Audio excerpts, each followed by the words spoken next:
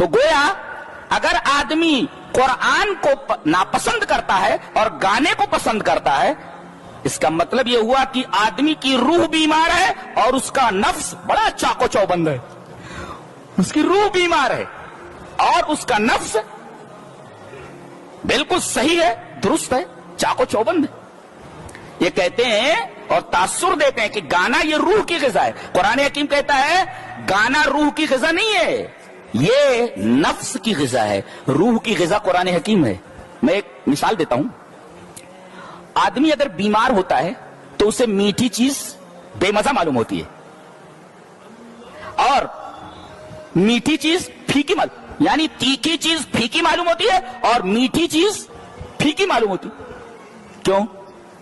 کیا کوئی یہ کہہ سکتا ہے کہ گلاب جامن کھا رہا ہے اور اسے مٹھاس کا احساس نہیں ہو رہا ہے تو گلاب جامن کے اندر سے مٹھاس ختم ہو گئی ہے؟ نہیں.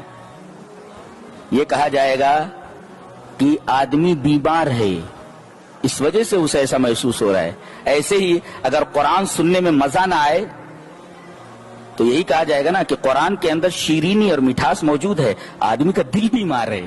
جی اللہ نے فرمایا فی قلوبہم مرض، ان کے دلوں میں بیماری ہے. اور آدمی جب بیمار ہوتا ہے تو اسے چیزیں خلاف ما ہوا علیہ لگتی ہیں، چیزیں کچھ رہتی محسوس کچھ ہوتی ہیں. ایسا ہی تو ہے نا. ہر چیز جو دکھائی دیتی ہے وہ ایسی نہیں ہوتی. آدمی بھینگا ہو جاتا ہے تو ایک چیز دو چیز نظر آتی ہے. ایسے دیکھا نا، ایک دو دکھائی دے رہا ہے. اس کا مطلب ایک آدمی دو تھوڑی ہے. آپ کی آنکھ خراب ہے، آپ بھینگے ہیں، اس وجہ سے آپ کو ایک چیز دو دکھائی دے رہی ہے. حقیقت میں سے تو خلاف ما ہوا علیہ. تو حضرت ابن مسعود رضی اللہ تعالیٰ نے فرمایا ہوا واللہ الغنا. بعض لوگ لہو الحدیث خریدتے ہیں.